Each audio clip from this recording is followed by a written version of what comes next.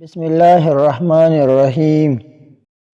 گناہوں تک ہاتھ نہ پہنچنا ایک طرح کی عظمت ہے۔ کسی غیرت مند نے کبھی زنا نہیں کیا۔ تر جدھر سے آیا ہو ادھر لوٹا دو، کیونکہ شر کا دفاع شر سے ہی کیا جاتا ہے۔ جو گناہ سے مغلوب ہو گیا وہ کبھی کامیاب نہیں ہوا۔ جو برائی میں غالب ہوتا ہے وہ اصل میں مغلوب ہوتا ہے۔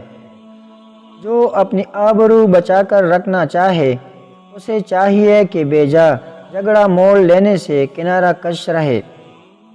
ایمان یہ ہے کہ جہاں سچ مضر ہو اور جھوٹ مفید ہو وہاں تم سچ کو جھوٹ پر ترجیح دو۔ عقل مند آدمی کی زبان اس کے دل کے پیچھے ہوتی ہے اور احمق آدمی کا دل اس کے زبان کے پیچھے ہوتا ہے۔ بوڑھے آدمی کی رائے نوجوانوں کے ارادوں سے بھی مضبوط بلکہ مضبوط تر ہوتی ہے۔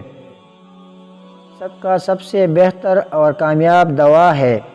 جب عقل کامل ہو جاتی ہے تو کم سختی کا فائدہ ہونا یقینی امر ہے۔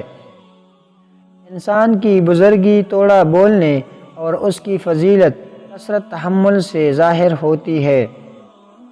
خدا کی رحمت سے نا امید ہونا بہت نقصان دہ ہے۔ انسان کی سب آرزوئیں پوری ہونے والی نہیں ہے۔ جب تم امیدیں باندھتے باندھتے دور جا پہنچو تو موت کی ناگہانی آمد کو یاد کر لو۔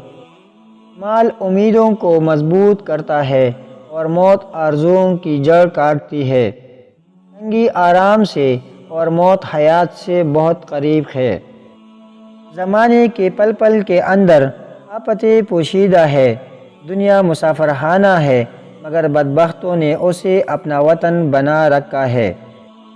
عقل مند ہمیشہ فکر و غم میں مبتلا رہتا ہے۔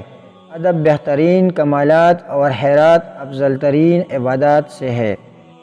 خواہش پرستی ہلاک کر دینے والا ساتھی اور بری عادات ایک زور اور دشمن ہے۔ معافی ہی نہایت اچھا انتقام ہے۔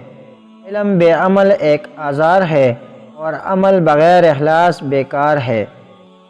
جو شخص گناہ سے پاک ہو وہ نہایت دلیر ہوتا ہے اور جس میں غیب ہو وہ سخت بزدل ہو جاتا ہے۔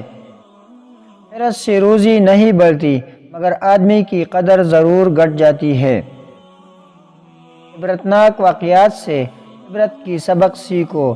انسان جو حالت اپنے لیے پسند کرے اسی حالت میں رہتا ہے۔